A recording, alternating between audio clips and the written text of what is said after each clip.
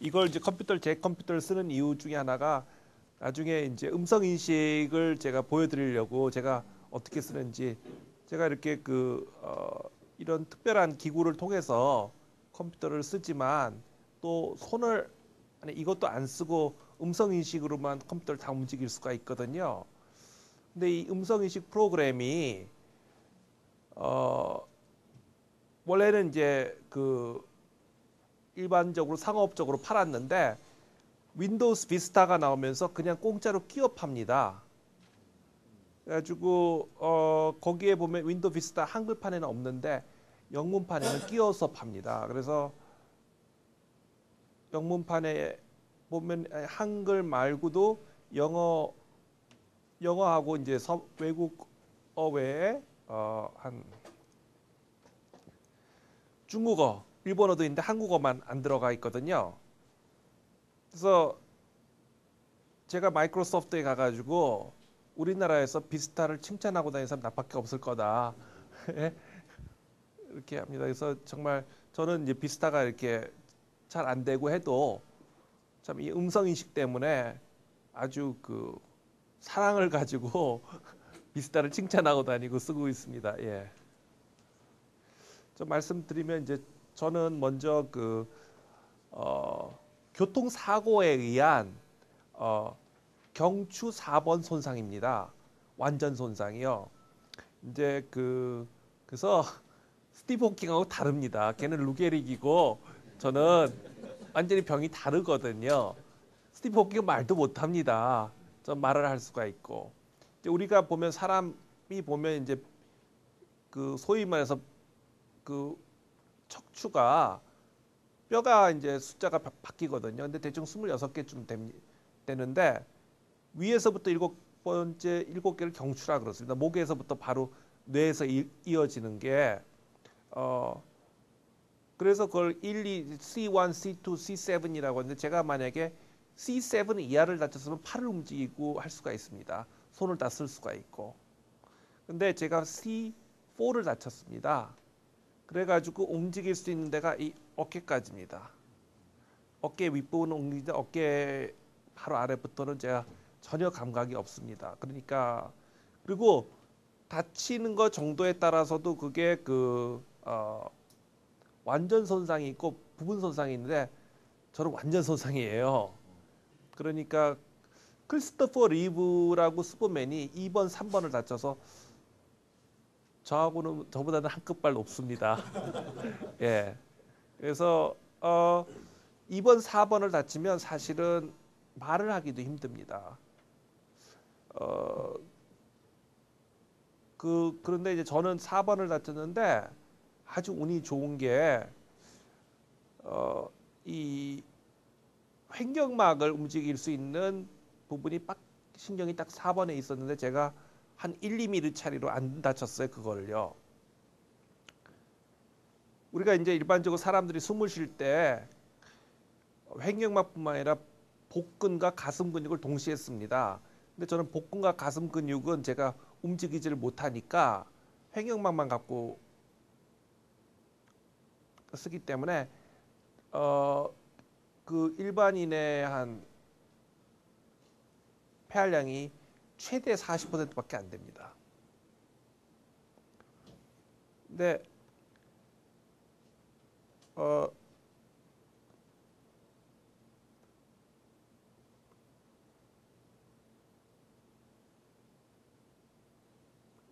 근데 이제 만약에 그나마 그게 있어서 다행이지 그것마저 없었으면 이 직업 못 하고 있죠. 그렇게 다친 사람들은 말은 할 수 있어도 되게 오래 말을 못 합니다. 쉬어야 되고.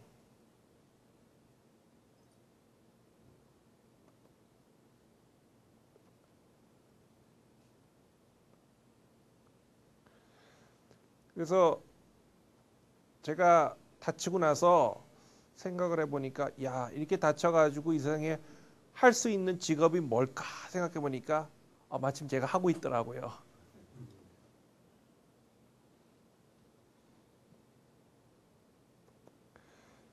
제가 말씀드릴 거는 이제 보통 보면 1시간 반으로 시간을 잡아 놓으셨는데 그렇게 1시간 반을 다 얘기하면요. 사람들이 다 한 40분 지나면 지루해 하더라고요. 그래서 제가 한 40분만 얘기를 하고요. 나머지 분들하고 어떤 생각을 하시는지 질문이나 이런 걸 하는 걸로 하겠습니다. 예.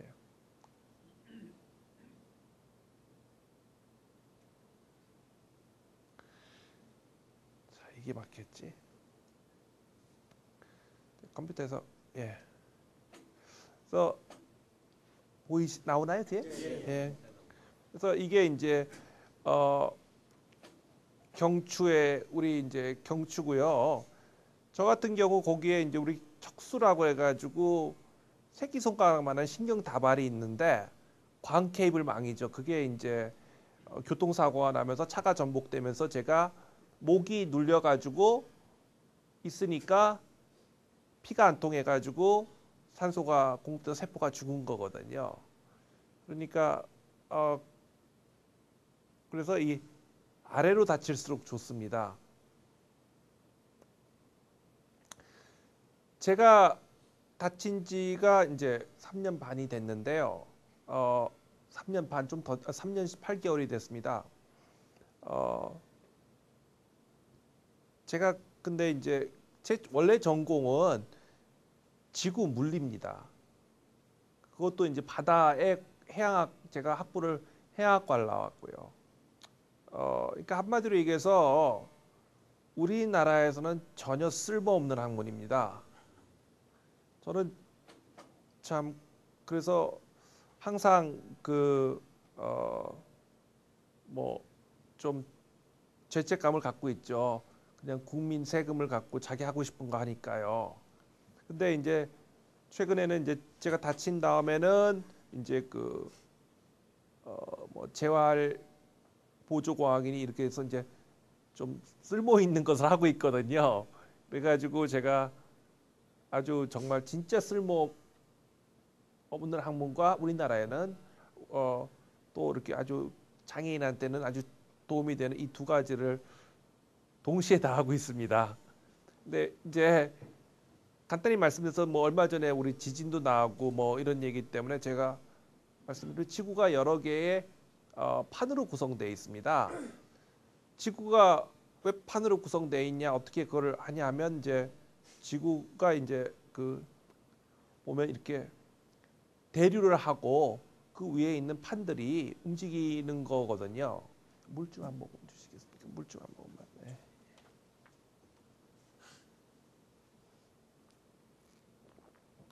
지구가 왜 대류를 하는가? 그거 뭐 여러분 이렇게 생각하시면 됩니다. 간단하게 보면 이제 우리가 감자 같은 거를 데워 먹으려고 마이크로웨이브에 넣었다가 오븐에 넣었다가 꺼내면 다 식은 줄 알고 깨물어 보면 뜨겁지 않습니까? 마찬가지로 지구도 맨 처음엔 뜨거웠습니다. 겉과 밖이. 근데 겉부터 식기 시작하니까 겉에는 차가운 딱딱한 판으로 돼 있고 안에는 아주 뜨거운 마그마가 있으니까 그 온도 차이를 극복하기 위해서 대류가 있고 지구 판들이 거기에 따라 움직이는 거일 뿐입니다. 그래서 뭐 그걸 우리가 이제 움직이는 속도가 사람 손톱자라는 속도이기 때문에 우리가 눈에 짧은 기간에 안 보여서 그렇지 진짜 계속 움직이거든요. 그래서 지구상에 지진이 안 일어나는 곳은 없습니다. 모든 지적이 움직이기 때문에 얼마나 기다리냐 시간의 문제이지 지진이 안 일어나기를 바랄 수는 없거든요. 근데 이제 뭐 많이 일어나는 데와 좀 덜 일어나는 데가 있는데 많이 일어나는 데는 판과 판이 부딪히는 데고 판 가운데는 아무런 그냥 다 같이 똑같은 속도로 주변과 똑같은 속도로 흘러가니까 우리가 그걸 모르다 뿐입니다.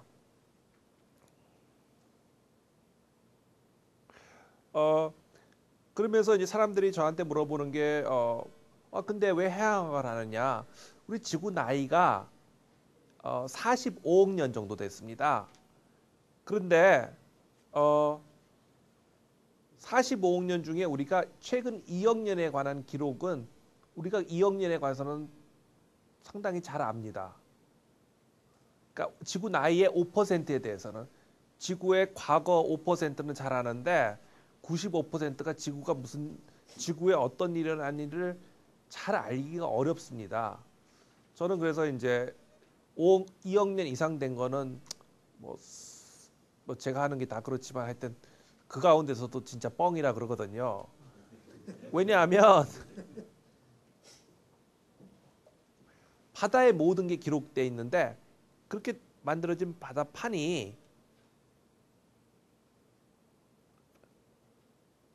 여기서 만들어졌다가 다시 잠깐만요.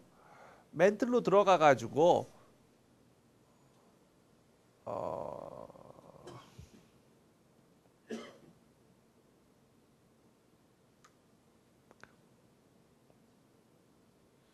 소멸되는데 2억이 걸립니다. 그러니까 지구가 보면 지구 표면에 대류하는 부분은 여기 바다 한가운데 올라가서 쭉 올라가서 다시 멘틀로 들어가는데 2억 년이 걸리니까 지구 표면을 어떻게 보면 대륙이나 이런 것들은 대륙 같은 데는 나이가 30억 년, 35억 년 된 암석이 있지만 바다에는 2억 년 이상 된 암석이 없습니다. 만들어지면 2억 년 뒤에는 다시 멘틀로 들어가니까. 그러니까 어떻게 보면 우리가 소위 말해서 지구의 피부가 2억 년마다 바다에 덮인 부분은 새롭게 탄생하는 셈이죠. 여자들이 되게 좋아하겠지만 만약에 그렇다면 그래가지고 우리가 지구 표면을 보면 최근 2억 년에 관해서는 기록은 바다에 있고 2억 년이 넘으면 다시 그 바다 기록이 다시 이렇게 컨베이어 벨트식으로 멘틀로 들어가니까 기록이 없어지고 하기 때문에 바다에 일어난 일을 관찰해서 2억 년에 일어난 일을 정확히 알아가지고 그걸 가지고 나머지 45억 년 동안에 이런 일이 있었을 것이다고 좀 뻥을 치는 게 제가 하는 일입니다. 그리고 그걸 통해서 지구라는 행성을 통해서 다른 행성들이 어떻게 만들어졌고 했는가를 밝히는 게 사실 제 임무입니다. 이거는 이제 제가 한 몇 달 전에 지구에서 일어나는 지진들을 이렇게 나타낸 그림인데요. 이게 원이 클수록 지진도 크고 빨간 게 이틀 전에 일어난 지진, 노란 게 일주일, 그리고 여기 조그만 보라색이 아주 그건 아주 2년 전에 일어난 지진들입니다. 이걸 보면 우리가 알 수 있는 게 뭐냐면 지진은 거의 대부분 판과 판의 경계에서만 일어납니다. 99%가. 그래서 일본하고 대만은 여기 그림에서도 보면 나라가 안 보일 정도로 지진을 점을 찍으면 나라가 안 보일 정도입니다. 근데 우리나라는 거의 지진이 없습니다. 그러니까 우리나라가 지진대라고 하면 그 기준을 따른다면 제 생각에 전 세계 한 반 정도가 지진대에 속할 것 같습니다. 그래서 우리나라가 뭐 여러 가지로 사람들이 우리나라에 대해서 뭐 힘들다 그래도 우리나라가 정말 좋은 곳이 저한테는 되게 불행하지만 지진이 없고 뭐 태풍도 일본 먼저 치고 화산도 없고 이런 자연재해로에서는 상당히 아주 안전한 나라입니다. 일본하고 그렇게 가까우면서도 일본에는 그렇게 일본과 대만에는 지진이 많은데 우리나라는 없고 얼마 전에 칠레에서 지진이 일어났는데 지진이 일어나면 그 지진이 일본까지 도달하는 데 한 지진파가 30분 걸립니다. 그렇지만 해일이 오는 속도는 바다를 건너오는데 그건 되게 늦은 속도로 옵니다. 보통 비행기 날아가는 속도입니다. 그러니까 칠레까지 우리가 비행기를 갔다 오면 한 20시간 이상 걸리거든요. 비행기로 747로 날아간다 그러면. 그래서 일본에서는 한 30분 안에 칠레에서 지진이 일어났고 이 지진이 일어났구나 알고 일본 정부는 한 22시간 정도 시간이 있습니다. 주민들 대피시킬 시간이요. 뭐 이제 한 그렇게 빨리 할 필요도 없고 하와이에 해일이 쳤는지 보고 12시간 전에 뭐 호들갑을 떨어도 사실 될 것 같았는데 하여간 이런 일에 이제 좀 사람들이 둔감해지지 않도록 민방위 훈련을 한 것 같아요. 반대로 동해 같은데 이런 데 생기면 지진이 생겨서 해일이 생기면 우리는 1시간 정도밖에 워닝 타임이 없습니다. 그러니까 사실 그리고 있더라도 우리나라는 정말 그 아주 운이 좋은 게 일본이 방파제 같이 다 막아주고 있고 하니까 아주 상당히 그 좋은 거죠. 얼마 전에 제가 얘기를 들으니까 대만에 몇 년 전에 지진이 있었을 때 이 큰 지진이 있는 바람에 대만에 있는 반도체 공장들이 다 그 문을 닫았다 그래요. 중단했다. 그래가지고 삼성이 아주 떼돈 벌었다 그러더라고요. 근데 그런 일이 또 있을 수가 있을 것 같아요. 왜냐하면 반도체 공정 같은 데는 이 진동이나 이런 것에 되게 민감한데 우리나라는 일본하고 우리 경쟁국인 대만이나 일본은 그럴 가능성이 있지만 우리나라는 그럴 가능성이 상당히 적거든요. 제가 이제 얘기가 나온 김에 이제 그 몇 가지 사실을 말씀드리면 왜 일본이 독도를 노린다고 생각하세요? 그 독도 밑에 무진장 많은 자원이 있어서 그런 얘기를 하면 일본 사람들이 한국 사람들이 드디어 그 돌았구나.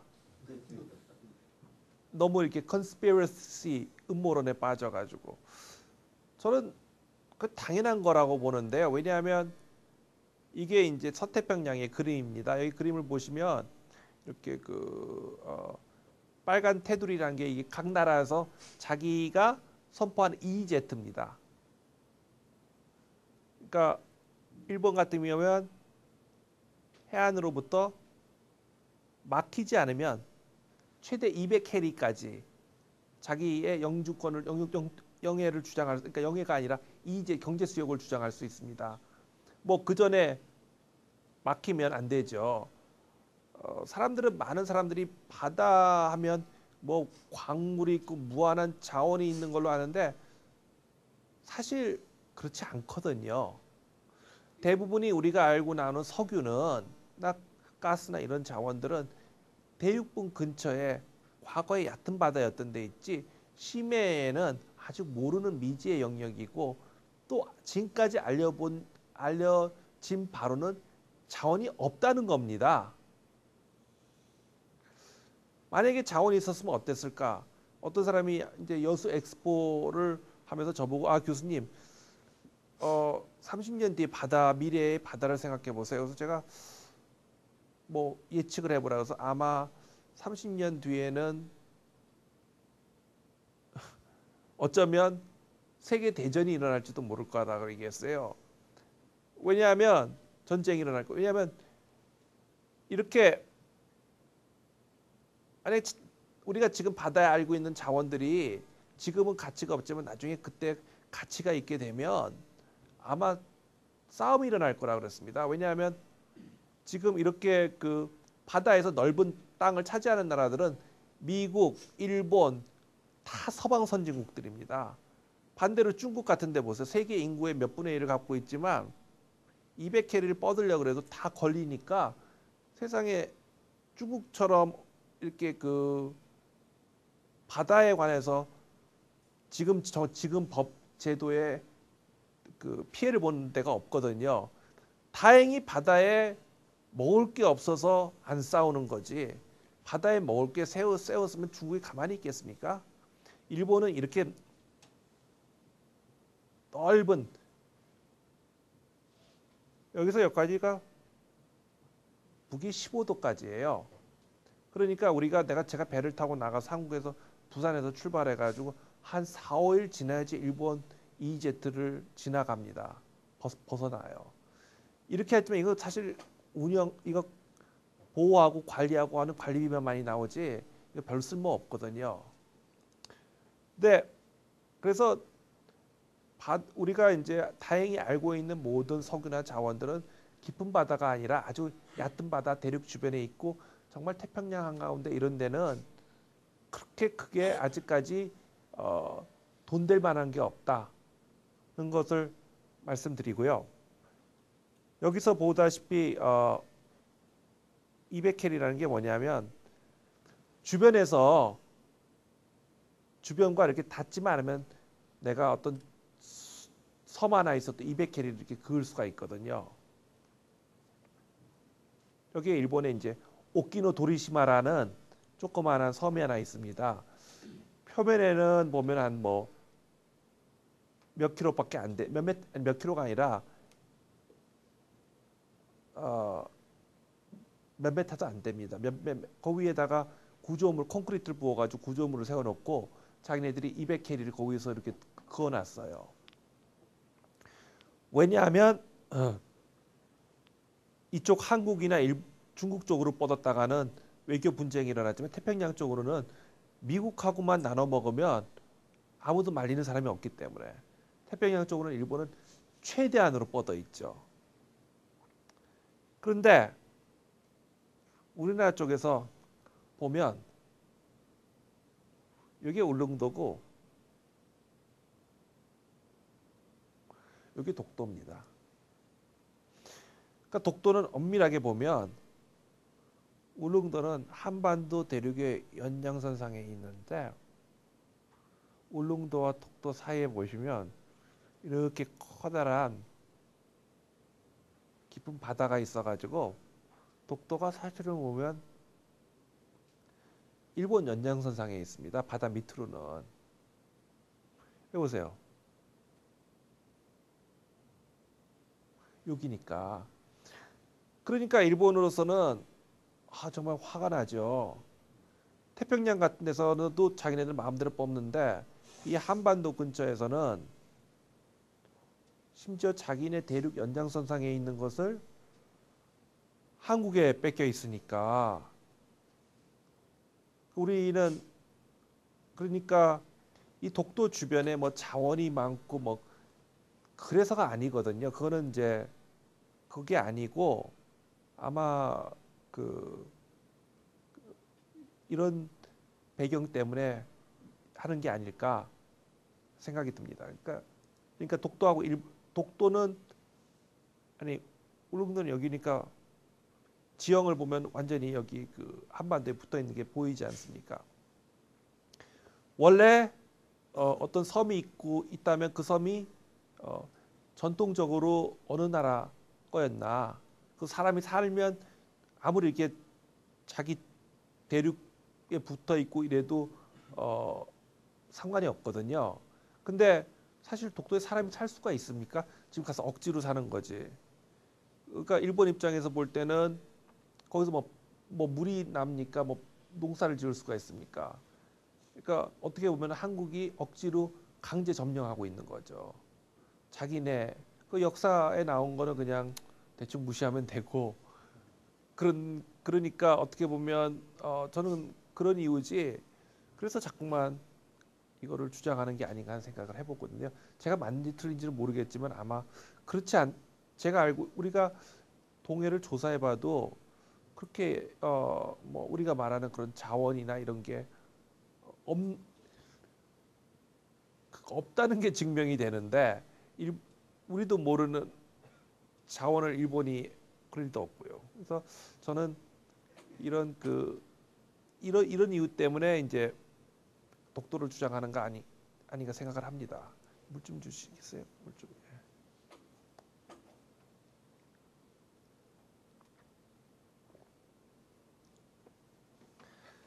그리고 이제 제가 다치게 된 거에 대해서 말씀드리면 제가 이제 2006년에 제가 학생들을 데리고 그 미국의 이제 캘리포니아에 학생들과 같이 야외 지질 조사를 갔습니다. 왜 캘리포니아를 갔느냐 하면 캘리포니아 사막입니다. 사막이기 때문에 식물들이 별로 없어가지고 뭐 그 바위들이 많이 노출돼 있기 때문에 야외 지질 연구를 하기에는 정말 아주 적합한 곳입니다. 그리고 그래서 우리나라 같은 경우는 건물도 많고 그 흙도 많이 덮여 있고 나무도 많아가지고 이렇게 보기 힘든데 캘리포니아는 아주 되게 좋아서 이제 그걸 가게 됐고 저희가 이제 한 12일 정도를 목표로 탐사 데리고 갔다가 한 9일째 되는 날 제가 몰던 차량 중에 하나가 이렇게 제가 몰던 차가 이렇게 전복되는 바람에 제가 이렇게 다치게 됐습니다. 근데 이제 미국이라는 데가 아주 참 좋은 데가 뭐냐면 이 사막 한가운데서 제가 다쳤는데 40분 만에 헬리콥터가 왔어요. 와가지고 저를 픽업해서 그 인근 병원 옥상에 내려놓고 가는 바람에 제가 이제 살 수가 있었거든요. 그 정말 아주 기적적으로 마침 또 40분 동안에 제가 숨이 멎었는데 CPR 그 심폐소생을 할 수 있는 미국 학생이 한 명 있었고요. 그래서 학생이 사막 한가운데서 저를 40분, 50분 동안 심폐소생을 시켜놓고 있는 동안에 그 헬리콥터가 와서 저를 픽업해서 데리고 가는 바람에 제가 살 수가 있었죠. 제가 이제 다친 다음에 맨 처음에는 의식이 없다가 3일 뒤에 의식이 돌아왔습니다. 그래가지고 뭐 이거는 이제 말씀드리 그렇지만 소위 말해서 우리가 말하는 임사체험이라는 거 있지 않습니까? 제가 그때 한번 죽는 걸 한번 시험해 본 것 같아요. 그래서 그때 나는 정말 제가 얼마큼 위독한 상황이었는지 모르지만 정말 이렇게 죽는구나. 사람이 이렇게 어이없이 이렇게 죽는구나 해가지고 저는 그 당시에 이렇게 다 죽는 마음을 다 접었습니다. 그런데 또 이렇게 운 좋게 살아가지고 했는데 제가 미국에서 3개월 있다가 한국에 돌아왔습니다. 3개월 동안에 한 달에 한 번씩 해가지고 병원을 3군데를 갔습니다. 맨 처음에 이제 사막에서 맨 처음에 간 데가 베이커스필드라는 데 이제 컵 메디컬 센터에 가서 제가 치료를 받았다가 그 다음에 이제 좀 큰 도시에 있는 USC 남가주 대학병원에 갔다가 거기서 이제 더 이상 이제 뭐 나을 수가 없다, 이대로 살아야 된다는 걸 알고 LA에 렌초 로스 아미고스라는 아주 유명한 그 재활병원에 갔습니다. 그 재활이라는 것은 몸에 한 10% 기능이 있을 때 이거를 20%, 30%로 키워주는 거지. 저처럼 완전히 다 잃어버린 사람한테는 물리치료는 재활이 의미가 없습니다. 근데 여기서 제가 이 병원에 갔을 때 배운 것은 물리치료가 아니라 이렇게 다쳤지만 컴퓨터를 쓸 수가 있다 하는 것을 처음 배워가지고 이렇다면 뭐 내가 직장으로 돌아갈 수 있겠구나 하는 그런 자신감을 얻은 거죠. 그 다음에 이제 제가 이제 한국에 3개월 뒤에 한국에 돌아왔습니다. 돌아와가지고 서울대학교 분당병원에 가서 3개월 있다가 딱 다친 다음에 6개월 만에 제가 정확히 6개월 뒤에 제가 학교로 돌아갔습니다. 근데 한국에서는 제가 6개월 만에 학교로 복귀했다고 뭐 대단하다고 난리인데 제 소식이 미국에 알려져 가지고 뭐 한국에 이제 기자들이 미국에 가가지고 인터뷰하는 과정에 저를 치료했던 선생님이 저한테 연락이 왔어요. 우리가 볼 때는 너가 3개월 안에 돌아갈 수 있는데 왜 한국에 가서 3개월 더 누워 있었냐고. 미국에서 금지된 줄기세포 치료 받았냐고. 좋은 거면 같이 알자고. 예? 저를 의심하는 거예요. 그 당시에는 이제 미국에는 줄기세포 그 치료가 금지돼 있기 때문에 혹시 제가 빨리 돌아가 3개월 동안 서울대학교 병원에 가서 줄기세포 받은 줄 아냐고. 근데 제가 아니다, 아니다. 근데 왜냐하면 미국은 이제 의료비가 무진장 비쌉니다. 제가 이제 USC 대학병원에 있을 때 하루 입원료가 2,500만 원이었습니다. 그러니까 3개월 동안 병원에 있다 나오니까 한 10억 정도 되더라고요. 우리나라 한 15배 정도 비쌉니다. 그래서 제가 미국 사람들이 어떻게 이렇게 빨리 나왔냐면 병원비가 하도 비싸가지고 빨리 사회에 복귀할 수밖에 없었다고 얘기를 하거든요. 그러니까 그래서 근데 한국 사실 어떻게 되게 보면 아이러니컬한데 미국에서는 그렇게 의료비가 비싸기 때문에 환자들을 되게 빨리빨리 사회 복귀시키려고 노력을 합니다. 우리나라는 반대로 저같이 다치면 기본 3년은 병원에 누워 있을 수 있습니다. 근데 세상에 어떤 직장이 3년 뒤에까지 책상을 놔두겠습니까? 3년 뒤면 돌아오겠다는 의지가 없어져요.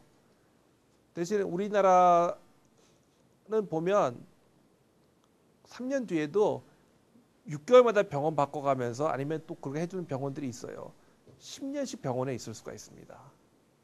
근데 환자와 장애인은 아주 큰 차이가 있어요.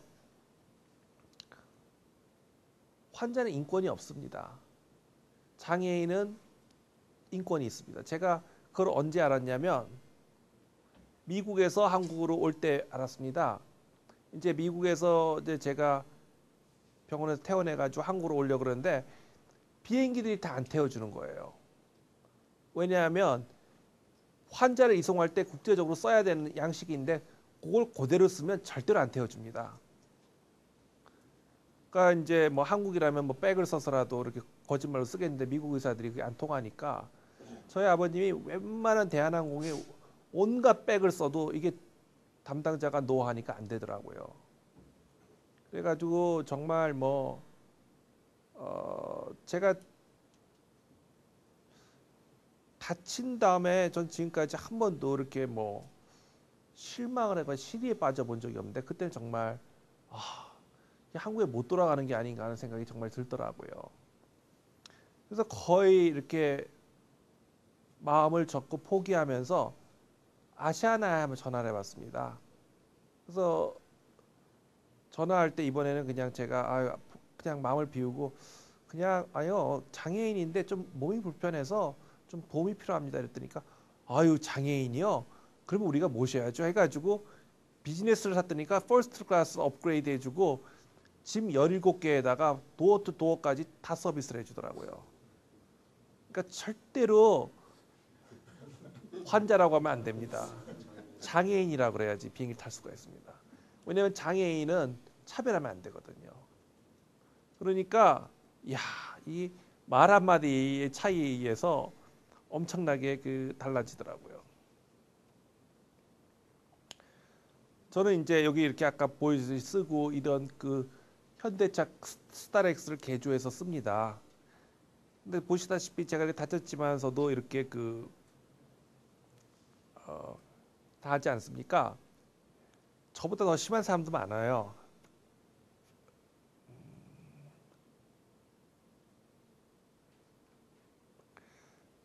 그러니까 사람이 제가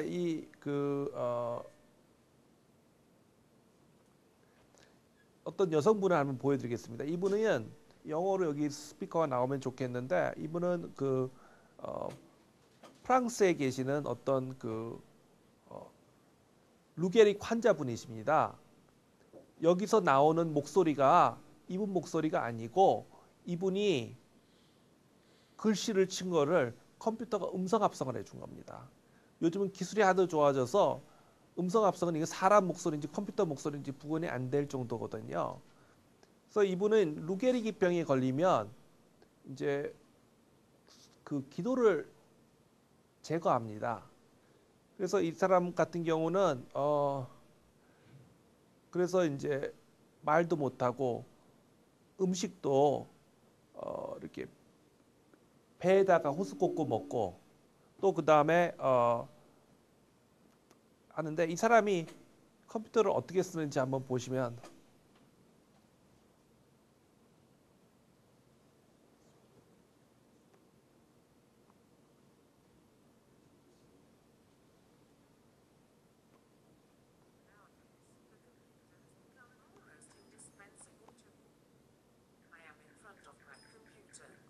보이세요?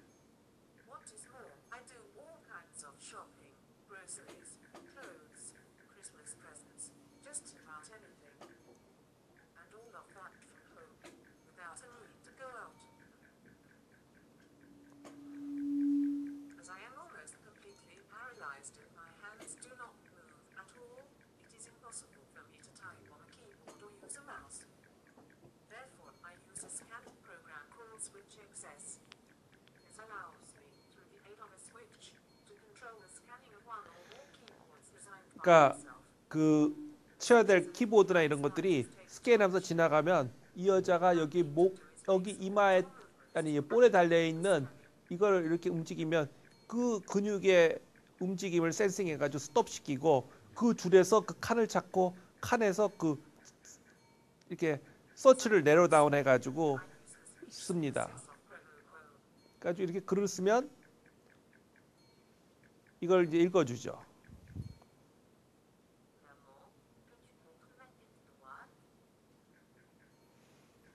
그래가지고 이 사람이 그러니까 몸의 단 한 부분만 써도 컴퓨터를 쓸 수가 있어요. 그러니까 딱 그래가지고 뭐 여기 쓰지만 이제 뭐 예를 들어 한미 파 하면 팟은 나머지 단어 완성 기능 같이 이런 것도 있고 또 해가지고 하고 이분이 말을 못 하시는데 이걸 가지고 옆방의 남편하고 채팅으로 소통합니다. 그래가지고 제가 이분의 이 웹사이트를 보고 놀래가지고 이 사람한테 제가 이메일을 썼어요. 야, 널 보니까 나는 아주 되게 그 행운아인 것 같다. 나는 말도 할 수가 있고 맛있는 음식을 먹을 수도 있고 또 그다음에 너처럼 이렇게 거추장한 거를 달고 있지 않기 때문에 바깥 활동도 할 수 있고 그러니까 이분이 저한테 이메일이 왔어요. 아니 난 널 보니까 내가 행운하다고. 왜냐면 자기는 55세 때 루게릭 걸렸는데 네 나이 때 난 날아다녔다고. 예. 예. 그래가지고 예.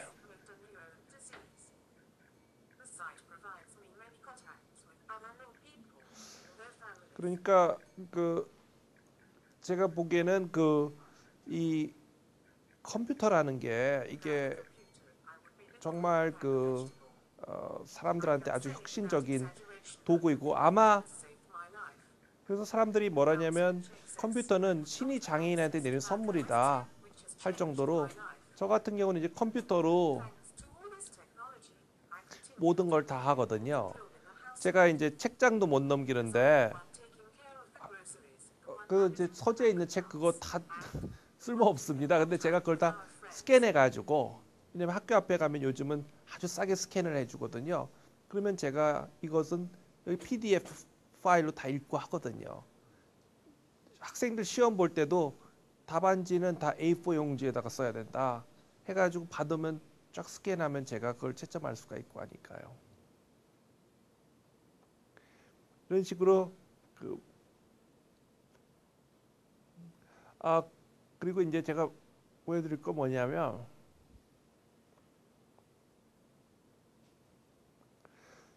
마이크가 이게 멀어가지고 될지 모르겠는데 제가 음성으로 이제 요 마우스를 쓰지 않고 한번 해보겠습니다.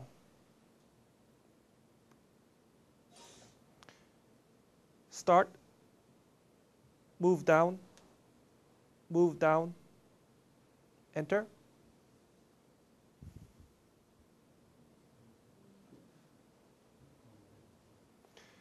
show numbers. Cancel. Show numbers.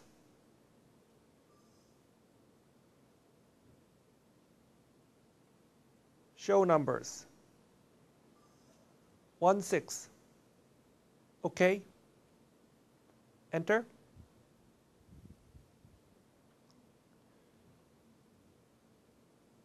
Spell it. SM. LEE. OK. Simply insert.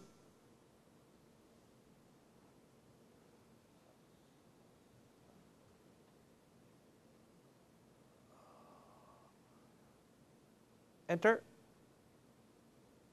Press tab. Delete that. Press tab. Press tab. Delete that. Press tab. Delete that. Press tab. Test mail. Press tab. Hello. Period. This is a demonstration of speech recognition software developed by Microsoft for Windows Vista. Period. Close window. No. Start. Move down 2. Move down. Enter.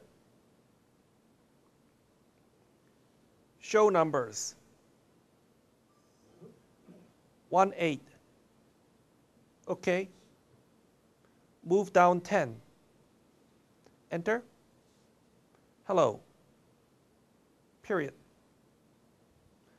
I hope you can see this better because I used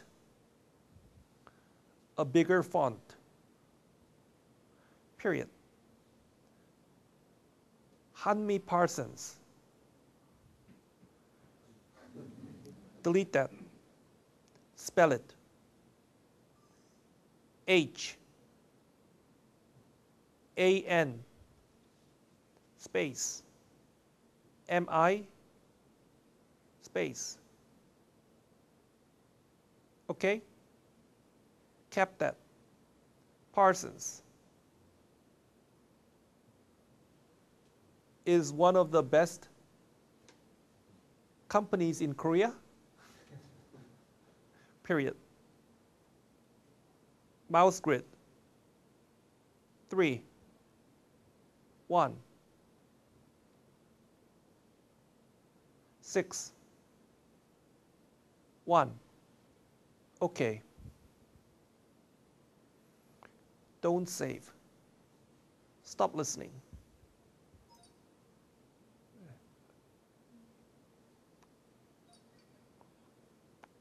이렇게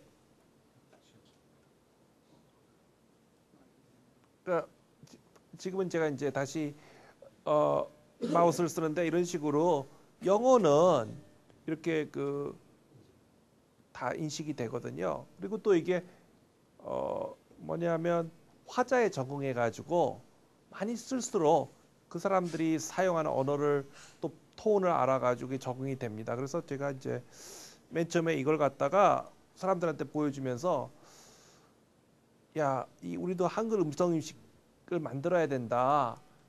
그래서 저희가 이제 만들자 해가지고 이제 시작한 게 이제 세종대왕 프로젝트거든요. 왜 세종대왕 프로젝트라고 했냐면 저 같은 학자는 영어를 쓸 수 있지만 어린 백성들은 나라 말싸움이 미국과 달라 안 되니까 우리가 이제 세종대왕 프로젝트라 해가지고 이제 하게 됐습니다. 그래가지고 이제 저희가 이제 제가 우연하게 아주 이제 2008년에 우연하게 이제 조선일보에다 글을 한번 쓴 적이 있습니다. 그거가 계기가 돼가지고 이제 지식경제부에서 저희한테 이제 앞으로 이런 장애인을 위한 이런 소프트웨어나 하드웨어를 개발해 달라 하는 그 기획해고 해달라는 요청이 들어와 가지고 저희가 이제 그거를 이제 일을 하게 됐습니다. 그래서 제가 이제 제 전공 이외에 여기에까지 이제 발을 담그게 됐는데요. 그래서 이제 저희가 이제 생각하는 게 뭐냐면 아니 가장 중요한 게 뭘까 해보니까 그냥 장애인들한테 그냥 뭘 도와주겠다고 해서는 큰 돈을 받기가 힘들 것 같아요.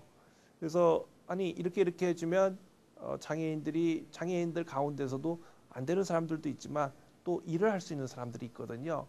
이런 사람들한테 우리가 일을 할 수 있는 기회를 제공할 수 있다. 그래서 결국에서 이 사람들이 일을 해서 생산을 해서 그걸로 다 투자한 거 뭐 10년 지나면 뽑을 수 있다.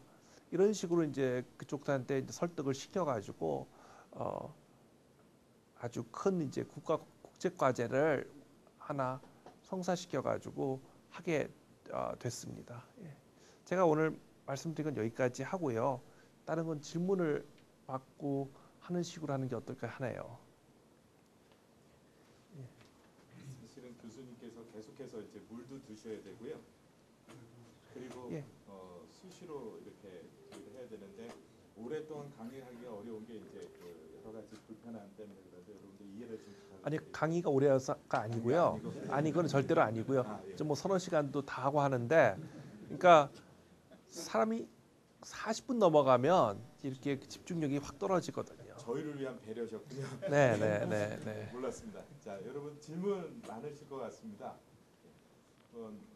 질문 하나씩 좀 해주셨으면 고맙겠고요. 어떤 거든 박사님과 관련된 부분 보시는 것도 괜찮을 것 같은데. 예. 지진에 대한 얘기 잠깐 전공하셨으니까. 예. 근데 제가 지난번에 한번 신문을 보니까요.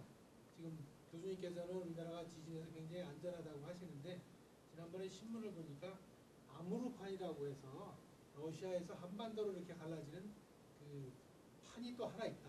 예. 그래서 그 가설이라고 이제 제가 신문을 봤는데 네. 그런 게 굉장히 한국에도 위험성이 많이 있는데 혹시 이런 아무르판이라는 건 잘 모르지만 그런 것이 정말 가설이 있는 건지. 예, 있습니다. 근데 이제 그 판이 가설로 존재할 정도로 미약합니다. 다른 데는 지진이 확실히 일어나가지고 판이 있다는 걸 보여주니까. 그러니까 그 판이 있지만 서로 상대 성도가 미약하고 해가지고 그 지진이 없다고 말하면 안 됩니다. 그러니까 지구상에 어디든지 시간이 지나면 지진이 있기 때문에요. 근데 일본과 한국하고의 차이는 100배가 아니라 좀 보기에 제가 1000배, 10,000배 정도의 그게 차이가 나는 걸로 알고 있습니다. 그러니까 정말 비교를 할 수 없을 정도로 우리가 일본에 비해서 뭐 지진 날 확률이 10배, 100배 이게 아니라 뭐 그 정도로 있기 때문에 저는 우리는 표정 관리를 잘해야 된다고 생각합니다. 왜냐하면 우리나라 주변에는 다 지진 나는 나라들이 많은데 우리나라만 잘 안 일어나거든요. 그러니까 표정 관리를 잘해야 된다고. 남이 이렇게 당했을 때 우리도 안전하지 않지. 근데 이제 지진에 관해서 지진을 예측할 수 있냐? 예측할 수는 없습니다. 아주 큰 지진이 일어날 때 땅이 눌리고 하다 보니까 이제 압력에서 전기 장이 좀 바뀌는 것이 관측되는 경우가 몇 번 있습니다. 그러니까 지진학자들이 연구를 하면 연구를 할수록 이게 기존에 제안했던 방법들이 다 틀렸다는 것이 나옵니다. 지진에 대해서 우리가 대비할 수 있는 건 딱 하나밖에 없습니다. 건물 튼튼하게 짓는 거. 99.9%가 아마 자기가 사는 집에 깔려 죽을 겁니다. 예? 지진이 일어나면 내가 운동장에 땅이 갈라져는 것도 2, 3m밖에 안 됩니다. 만약에 내가 정말 운동장에 있었으면 그거 텔레비에서 막 지진 날 때 흔들리는 거 봤는데 아니 그럼 사람 죽습니까? 놀랄 뿐이지. 내가 한 벌판에 있거나 아무것도 없다면. 근데 제일 중요한 게 자기가 사는 집에 깔려 죽는 거거든요. 그래서 그 건축 그런 규제나 이런 것들이 얼만큼 강하고 그 잘 돼 있느냐, 내진 설계가 이게 결정하는 것이지 그 지진의 강도가 아닌 것 같아요. 그건 뭐 옛날부터 알고 있었던 거고요. 예. 그 사고가 나시고 나서 예. 6개월 만에 이제 복귀를 하셨다고 그러는데 분명히 처음에 의식을 회복하셨을 때는 좀 신경이 굉장히 좌절이라든가 이런 것을 느끼시지 않았을까 하는 생각이 들고요. 또 그게 언제 그 턴오버가 돼서 생활지게 되셨는지 또 그 신경의 변화에 어떤 일들이 작용했는지 이게 진짜 거짓말 같은데 저는 지금까지 한 번도 아유 이렇게 살으니 죽여달라 죽고 싶다고 해본 적이 없어요. 제가 아까도 간단하게 말씀드렸지만 제가 사고 난 다음에 3일 뒤에 이제 의식 깨어났을 때 그때 이제 제가 목에 이제 렁이 컬랩스 해가지고 목에다가 이제 구멍을 뚫어놔서 제가 말을 하면 다 새어가지고 말을 못했습니다. 근데 제가 3일 동안에 소위 마음을 비우고 죽음을 맞이하고 이렇게 죽는구나 이걸 하고 나서 저는 죽었다고 생각했는데 그리고 깨어나가지고 딱 3일 뒤에 눈을 떴을 때 벌써 그 3일 동안에 제가 한 두세 번 죽는 것을 경험을 했거든요. 그래서 웃긴 얘기인데 깨어나가지고 제가 자꾸만 말을 하려고 그랬습니다. 근데 가족들은 무슨 말인지 알아듣지를 못하죠. 근데 제가 뭐라고 얘기하려면 야, 나 죽어봤는데 괜찮아 죽을만 하더라.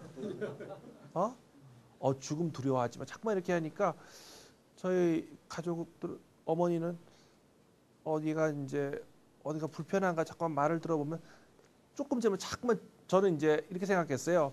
내가 언제 진짜 죽을지 모르니까 요때 딱 깨어났을 때 요때 빨리 그 사람들한테 죽음에 대해서 알려주고 죽어야지 하면서 그걸 막 계속 그것만 계속 얘기를 하니까 제가 머리를 다친 줄 알고 그러니까 저희 아버님한테 전화를 했을 때 목숨은 구했다고 하는데 머리를 다쳐가지고 IQ가 무진장 낮아졌다고 얘기를 했었어요.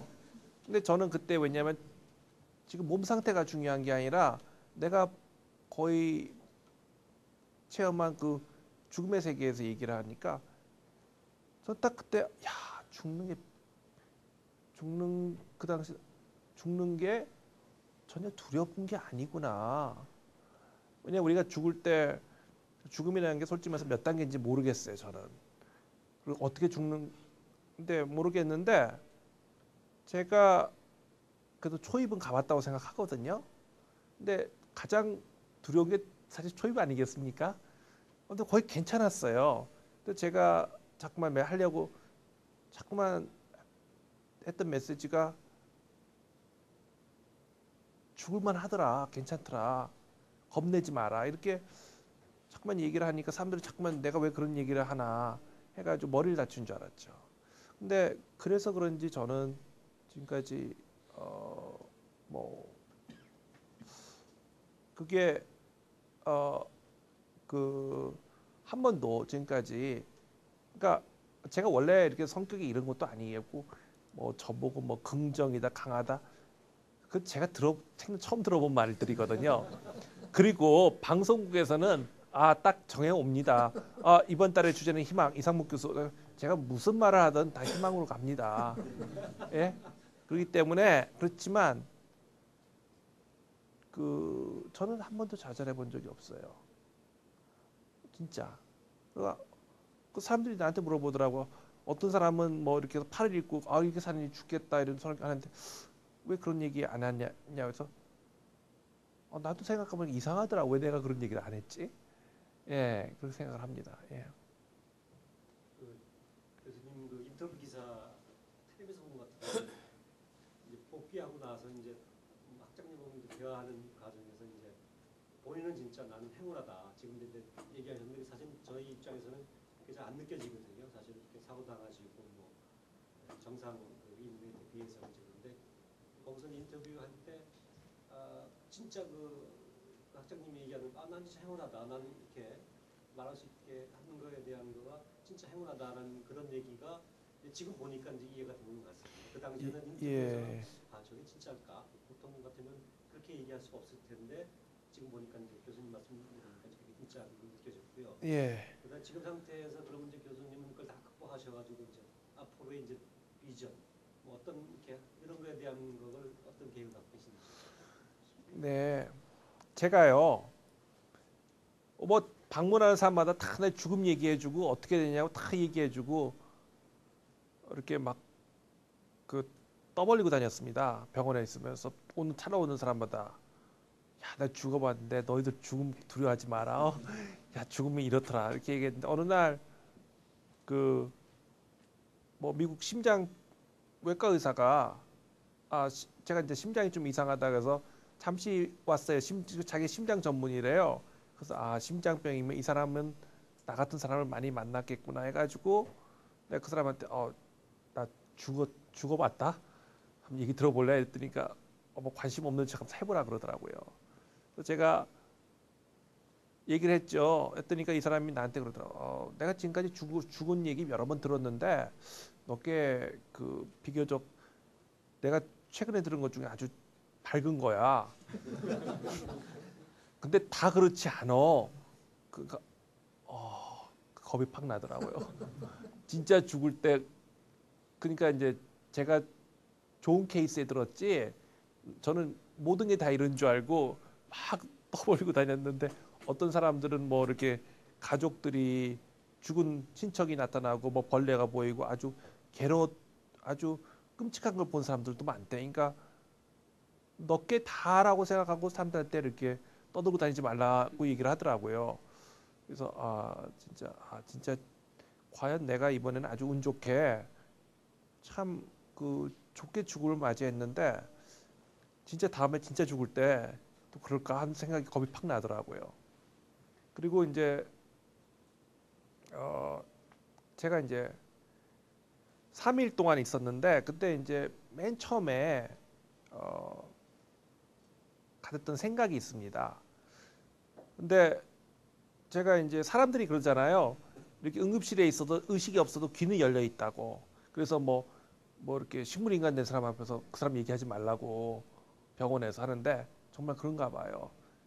제가 이제 의식이 없었는데 제가 바깥 소리를 들었으니까 제가 다친 걸 알았고 무의식 중에서도 밖의 소리에 대해서 듣고 제가 막 상상을 하고 꿈을 꿨었어요. 근데 맨 처음에 가졌던 생각이 뭐냐면 야 이상묵 너 지금 공경에 빠졌어. 너로 인해서 지금 또 난리가 났어. 이거 어떡할래? 아무튼 어떤 그 곤란한 상황이 생긴 것 같아서 문제가 던져진 것 같았어요. 마치 우리가 이럴 때 있잖아요. 뭐 제안서를 내야 하는데 오늘이 마감인데 오늘 알았다든가 해가지고 하여튼 또 큰일 친 거죠. 상묵 침착해. 너는 이런 거 있을 때마다 아주 잔머리를 잘 굴려서 빠져나왔어. 이거 좀 참 침착하게 대응해. 이런 식으로 제 스스로한테 주문을 했어요. 근데 이제 좀 지나다 보니까 아니야. 이번에는 제대로 빠진 거야. 여기서는 이제 헤어날 게 없어. 하면서 사람이 이렇게 죽는 거야? 아니 이렇게 허무하게 죽는 거야? 이야 정말 기가 차더라고요.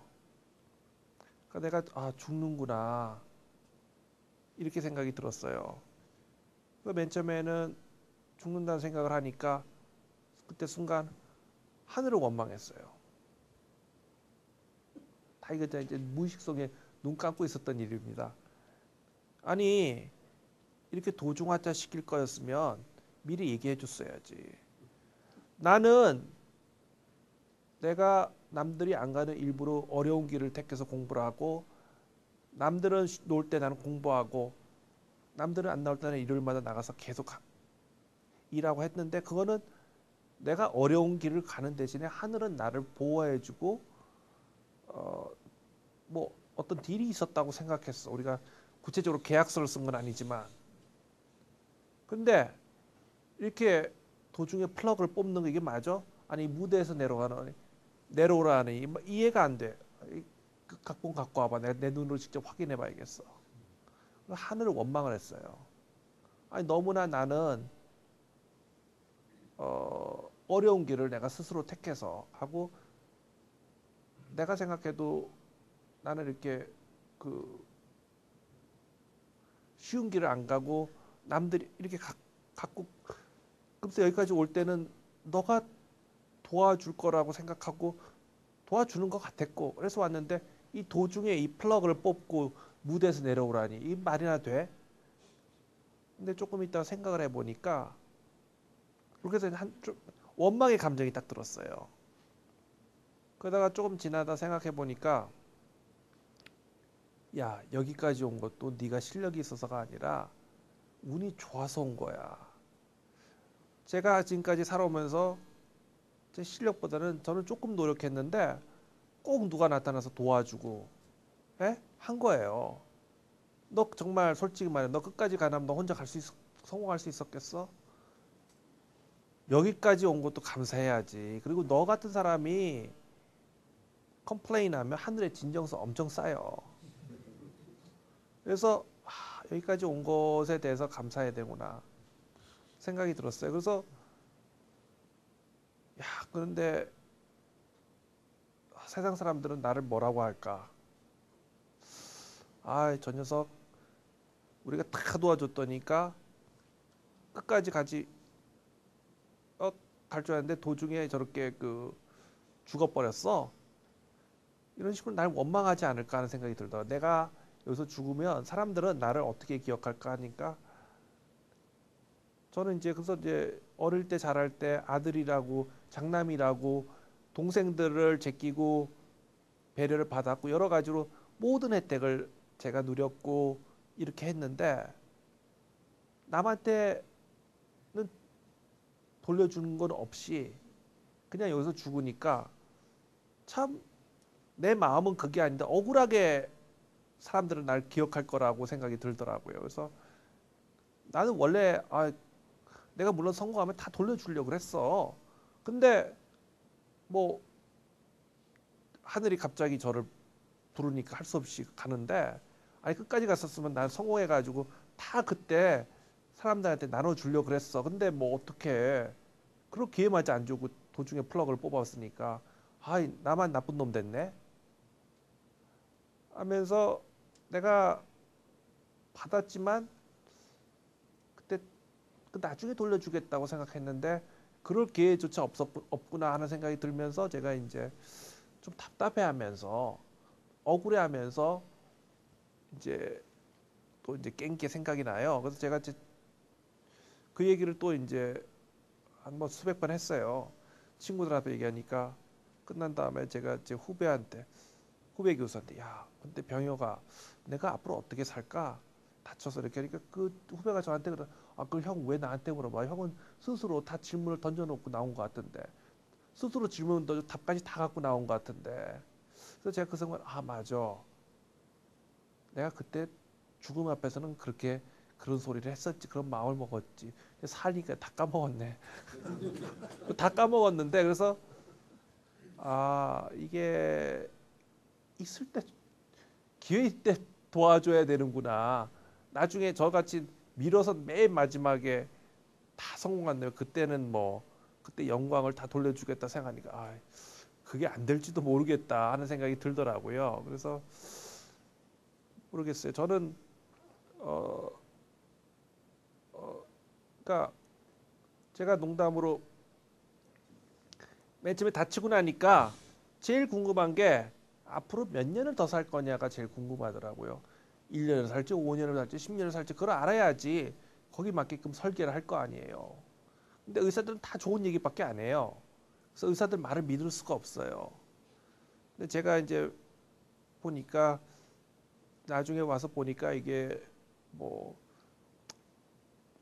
다치지 않은 사람보다는 짧게 살지만 그래도 비슷하게 살 것 같더라고요. 뭐 정해진 수명이라는 건 없지만 그랬을 때 내가 할 수 있는 게 뭘까? 역시 그 뭐 공부밖에 없더라고요. 그 뭐 1년 남았으면 제가 가족과 부둥켜 껴안고 있으면서 맨날 울고 여행이나 다니겠죠. 근데 이제 뭐 10년 이상 그때 살 수 있다 생각하니까 야, 뭐 그 긴 시간 동안 할 수 있는 게 소일거리가 공부밖에 없겠더라고요. 그래서 제 생각에는 그 제가 가고자 하는 방향은 변하지 않은 것 같아요. 목적지는. 그러니까 사실 그때도 죽을 때도 제일 걱정했던 게 일이었고. 그래서 그런데 이제 가는 방법에 있어서 뭐 좀 미뤘다가 나중에 한꺼번에 샥 기부하는 게 아니라 조금씩이라도 미리미리 조금 하고 가야지 좀 낫지 않겠나 생각을 해봅니다. 예. 또 혹시 질문하실 분 계신지요? 예. 현재 그 TV 프로그램을 보다 보니까 요즘 많이 회자되고 지구 종말에 대한 프로그램이 있었습니다. 지구를 많이 연구하신다고 여쭤보는데 2012년 10월 21일 날그 마야 일병에서 그때까지 하신 분하고 천체물리학적으로 그 다크비트라고 해서 2만 6천 년마다 한번 그 태양이 은하의 중심으로 오게 돼서 어떤 그 자연적인 힘에 의해서 지구의 종말이 온다 뭐 이런 말이 있는데 교수님께서는 그 부분에 대해서 어떤 생각을 계시는지. 예. 근데 이제 지구에 우리가 지구 지질사나 이런 데 많은 레코드를 보더라도 우리가 보기에는 무진장 빠른 변화가 일어난 것 같지만 사실은 그게 되게 점진적으로 일어난 거거든요. 뭐 지금 뭐 녹색 성장이라고 난리 아닙니까? 이산화탄소. 어떤 사람들은 녹색 성장이 녹슨 삽질이라 그러는데 사실 우리가 대기 전체 중에 이산화탄소의 양은 0.2%예요. 그러니까 500분의 1이죠. 거기에 90%가 자연 발생적이고 인간이 만들어낸 게 10%예요. 그러니까 0.002예요. 그 중에 또 반이 인간이 만들어낸 반이 산업혁명 이전에 만들어지고 산업혁명 이후에 만들어진 게 반이에요. 그래서 매년 늘어나는 게 한 1%예요. 0.00002%거든요. 거기에 앞으로 이제 우리가 그 녹색 성장을 통해서 한 10% 줄이겠다는 거예요. 그러니까 0.000002 가지고 우리가 지금 난리를 지기는 거거든요. 그래서 아니 뭐 맞을 거야 아마. 근데 지구의 기온 상승이 꼭 이산화탄소가 원인일 것 같지만서도 그게 꼭 그렇다고는 얘기를 못 해요. 왜냐하면 뭐 다른 효과들도 있을 수가 있어요. 그 정도의 그 것이 있고 예를 들어서 뭐 에어로졸이 증가한다든가 예를 들어서 다른 자연적인 팩터에 의해서 된다든가. 그래서 지구 과학을 하면 첫째 뭐냐면요. 모든 영화는 다 재난 영화는 다 뻥이라는 걸 알게 돼요. 그리고 근데 이제 그런 재난 영화 덕분에 우리가 좀 먹고 살 게 있다는 것을 알게 되고 한데 많은 그런 자연 변화들이 과거에도 있었을 수 있지만 아주 되게 천천히 일어납니다. 그러니까 그런 것들을 뭐 있다고 할 수도 있고 없다고 할 수도 있고 우리 세대에 있어도 뭐 지금 뭐 행성이 어떤 미티어라이트가 날라오더라도 뭐 엄청 오래 걸릴 거고 뭐 그래서 저는 그런 것들이 좀 약간 그런 그냥 재미거리라고 생각합니다. 예. 그러니까 아니 아주 그렇게 작은 양의 그러니까 이 방에 있으면 한 번 숨 쉬신 거 아닌 거 그 정도의 이산화탄소를 줄이겠다고 해가지고 전 산업을 바꾸고 하는데 저는 그게 진짜 그건가 아니면 그냥 하나의 새로운 선진국이 만들어낸 산업 모델이 아닌가 생각을 하거든요.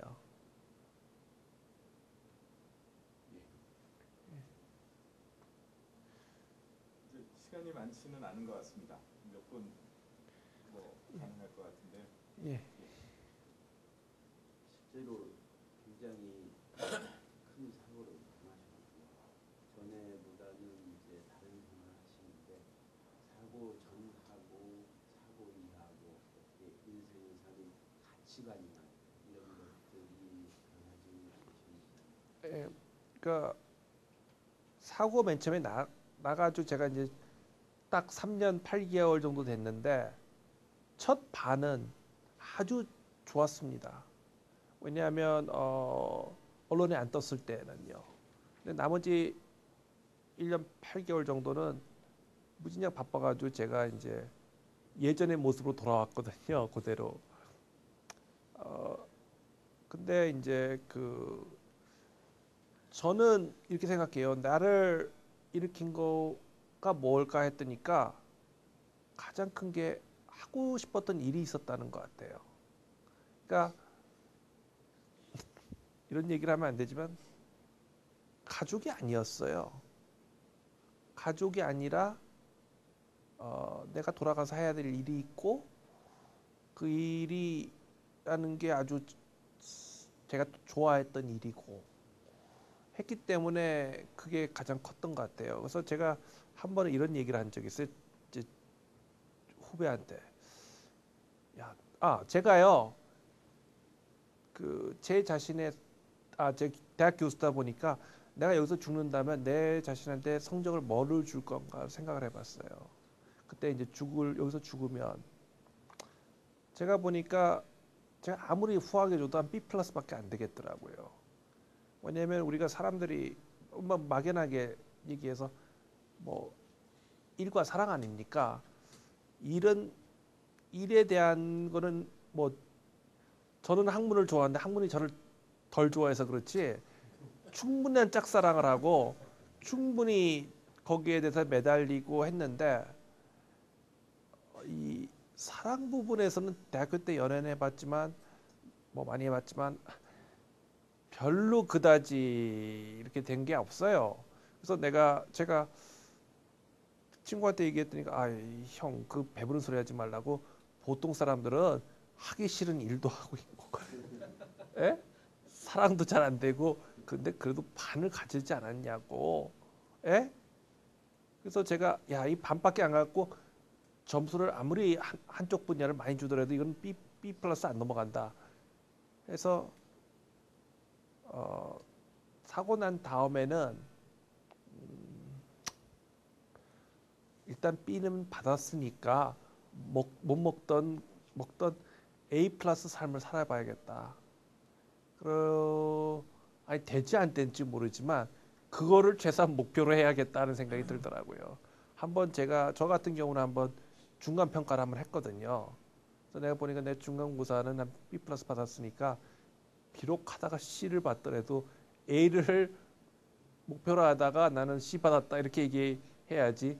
나는 뭐 B 받았기 때문에 안전빵으로 나갔어. 이렇게 하면 좀 웃기지 않습니까?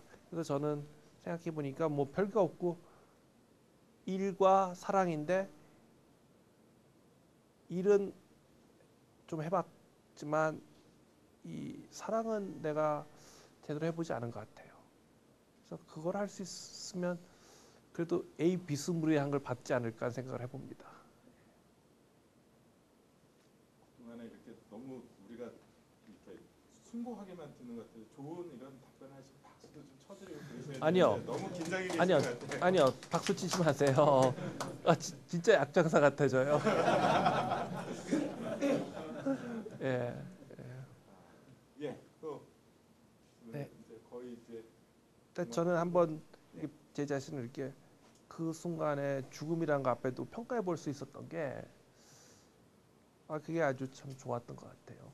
근데 그게 가능했던 게 미국 병원이니까 됐죠. 한국에서는 친구들 방문하고 가족들 와서 울고 난리 났을 거예요. 근데 제가 그 병원에 혼자 뭐 가족들이 있지만 뭐 있었고 다쳤지만서도 혼자서 그걸 바라볼 수 있었던 게 아주 참 도움이 됐던 것 같아요. 만약 한국에 있으면 동창들 방문하고 뭐 했었으면 아마 그런 생각을 할 기회가 없었을 겁니다. 예. 제가 네. 교수님 너무 당당하시니까 아주 보기가 좋습니다. 아까 그 비슷한 질문도 있긴 있었는데 어쨌든 그 구체적으로 답변을 안 하셨는데 교수님이 갖고 계신 꿈이 어떤 꿈이 있으신지 조금 구체적으로 한번 얘기를 해주시면 좋겠습니다. 예. 그러니까 저는 이제 이렇게 별로 뭐 국가에도 도움이 안 되는 연구를 하지만 그러니까 상당히 잘하는 사람들이 많거든요. 과학의 장점은 뭐냐면 재미있다. 단점은 잘하는 사람이 많다. 이 단점입니다. 그래서 상당히 그냥 반만 발을 들어놓고 할 수가 없습니다. 아주 막 다 들여가지고 해야 되는데 그래서 제가 아까도 그랬지만 제가 제 인생을 보니까 저는 원래 목표가 과학자로서 한번 특히 그리고 또 우리나라는 다 돈 되는 것만 하는데 이게 돈 안 되는 이 소위 말해서 백인들이 만들어 놓은 이런 어떻게 보면 또 김연아의 피겨 스케이팅 같은데 그런 사람 금메달 따는 게 항상 목표였거든요. 그런데 다쳐가지고 제가 이걸 그렇게 비유를 해요. 저희는 매년 1년에 한 번씩 샌프란시스코에서 미국 지구물리학회는 학회가 열립니다.